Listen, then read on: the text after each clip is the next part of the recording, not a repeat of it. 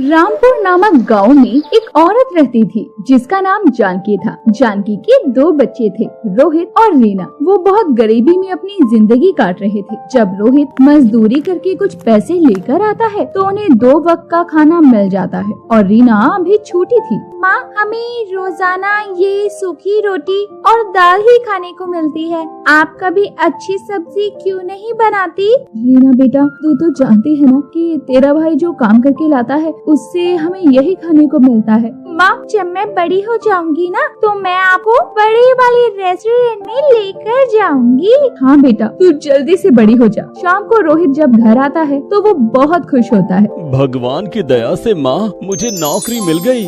ये तो अच्छी बात है बेटा, आज बहुत खुशी का दिन है। अरे वाह भैया, अब हम भी बड़े से रेस्टोरेंट में जाकर अच्छा खाना खाएंगे।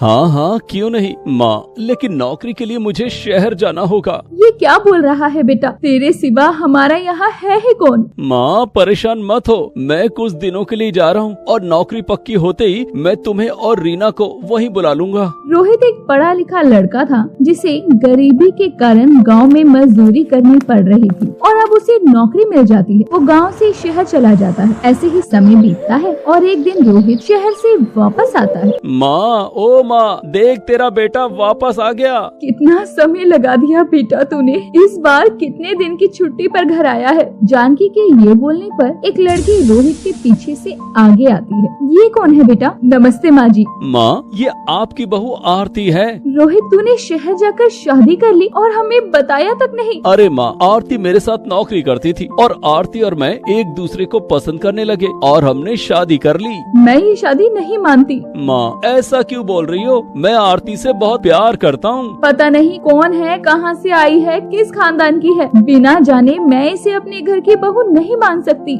माँ, हम गरीबों का क्या खानदान? रोहित, हम गरीब जरूर हैं, पर हमें भी समाज में ही रहना है और तू जानता है ना कि तेरी एक बहन भी है, इसकी भी तो हमें शादी करनी है। माँ, आरती अच्छे घर से है और वो एक समझदार पढ़ी लिखी लड़की है। समझदार है तो क्या शहर की है? तू जानता है ना शहर की लड़कियाँ कैसी होती हैं।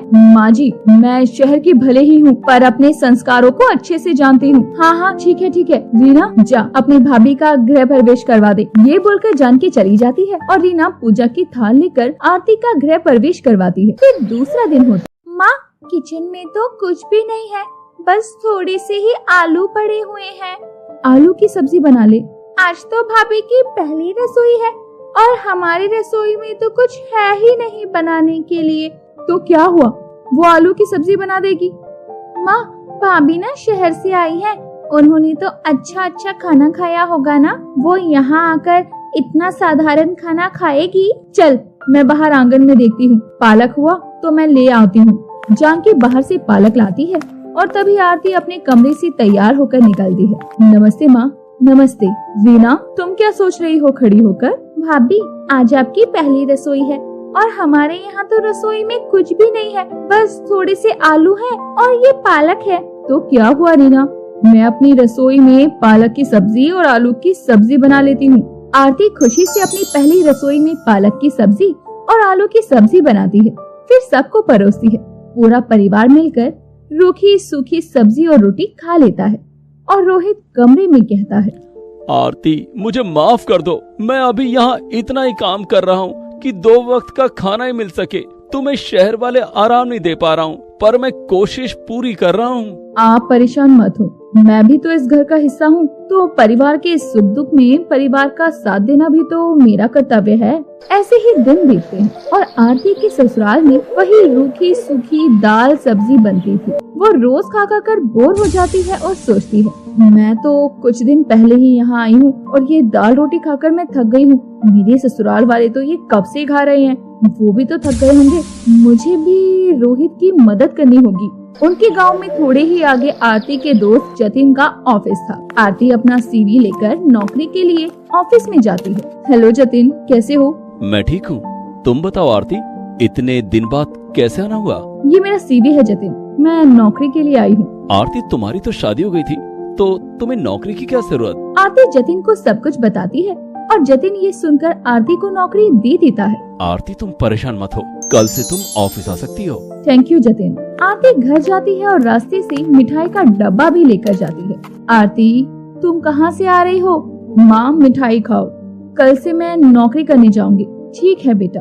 ये सुनकर जानकी की आंखों में आंसू आ जाते हैं और वो आरती को पसंद करने लगती है।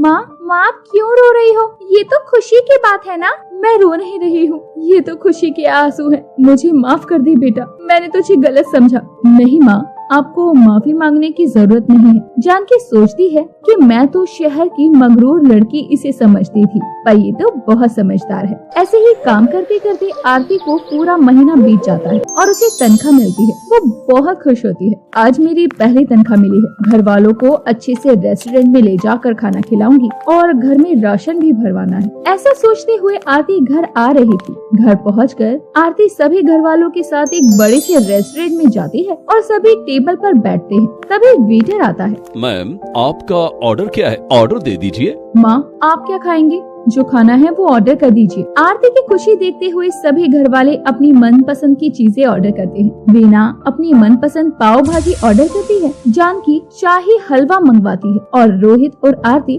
अपने लिए पिज्जा मंगवाते हैं और पूरा घर खुशी खुशी खाना खाता है और सब अपने घर चले आते हैं। बेटा, ये खाना तो बहुत महंगा होगा ना? आज तो तुम्हारी पूरी तनख्वाह ही खत्म हो गई होगी। नहीं, ये इतना महंगा नहीं है। ये सब तो हम घर पर भी बना सकते हैं। घर पर कैसे बनाएंगे बहू? घर में तो राशन है ही नहीं। आरती बाजार जाकर घर का राशन लेकर आती है और दूसरे दिन घर में शाही पकवान बनाती है। माँ, इतनी अच्छी खुशबू कहाँ से आ रही है? हाँ बेटा, खुशबू तो बहुत अच्छी आ रही है। अरे, बहुत अच्छी खुशबू आ रही है। क्या बन रहा है? ये खुशबू यहाँ से आ रही है। आरती वहाँ खाने की थाल लेकर आती है और उसे देखकर सब लोग बहुत खुश होते हैं। आरती, लगता है आज तो तुमने बहुत पकवान बनाए हैं। जी, और आपका मनपसंद हलवा भी बनाया है। अरे वाह, आज तो घर में रेस्टोरेंट जैसा खाना मिलेगा। भाभी, मेरी मनपसंद पाव भाजी तो बनाई है ना आपने? हाँ रीना, तुम्हारी मनपसंद पाव भाजी भी बनाई है आज मैंने। राशन तो घर में था ही नहीं बेटी, तो तुमने ये सब कहाँ से बनाया? माँ, मेरे पास जो पैसे बचे थे उससे मैं घर का राशन ले आई। जानकी ये सुनकर अपनी सोच पर बहुत शर्मिंदा होती है कि उसने आरती को क्या समझा और आरती क्या निकली। आरती तो दिल की बहुत अच्छी थी। उसने अपनी सारी तनख्वाह अपने खाने पीने और घर के राशन पर खर्च कर दी और अपने लिए कुछ नहीं बचाया। अब जानकी आरती को अपनी बहू से बढ़कर बेटी मान लेती है। अगर आपको हमारी ये कहानी पसंद आई हो तो इस कहानी को लाइक करें और अपने दोस्तों से शेयर करें और हमारे चैनल को ऐसी ही कहानियाँ देखने के लिए सब्सक्राइब कर लें। ओह, इतनी तेज बारिश हो रही है, ऊपर से कैब भी बुक नहीं हो रही। शुक्र है भगवान का, कैब तो बुक हुई।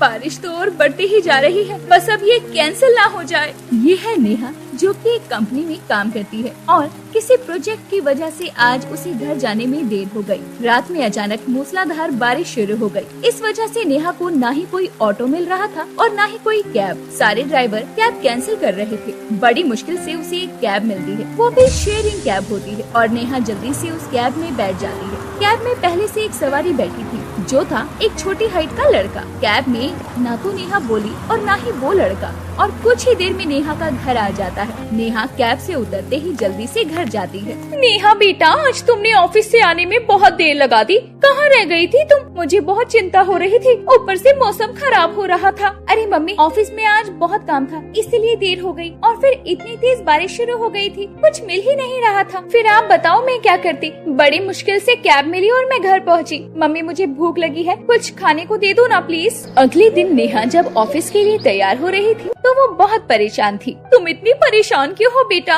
वो मम्मी, मेरे डॉक्यूमेंट की फाइल नहीं मिल रही, वो मेरे लिए बहुत जरूरी है। आज मेरी मीटिंग है, फाइल नहीं मिल रही। आप देखो ना, कहाँ गई है वो? अरे, वो फाइल तो तुम कल ऑफिस लेकर गई थी ना, हो सकता है वहीं छूट गई हो।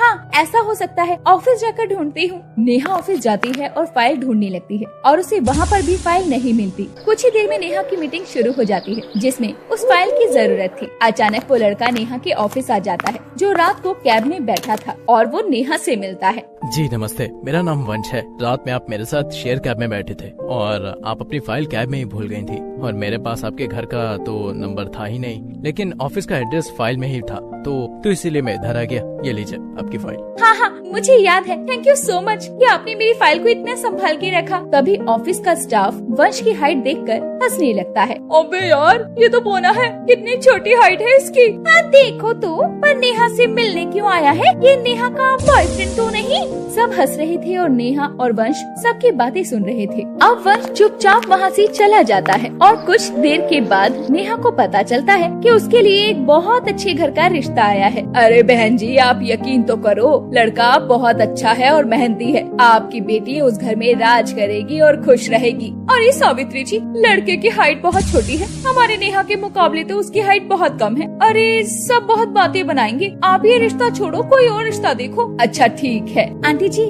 आपने लड़के का क्या नाम बताया? लड़के का नाम वंश है। ये रहा फोटो, एक बार तुम भी देख लो, शायद तुम्हें पसंद आ जाए।